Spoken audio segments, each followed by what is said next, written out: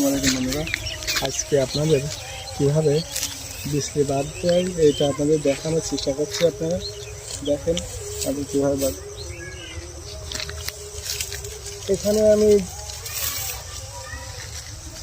5টা-6টা বিজলি নাড়া নিলাম।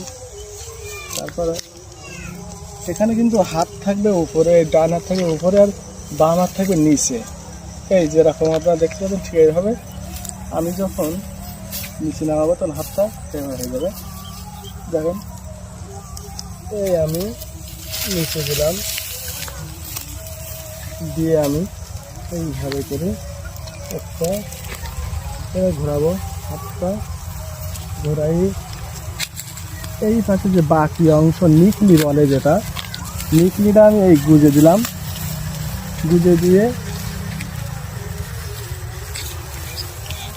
এই আমি টান মেরে দিলাম। দেখেন কত সুন্দর একটা বৃষ্টি বাতা হয়ে গেল, সুন্দর দেখতে পাচ্ছি আমরা।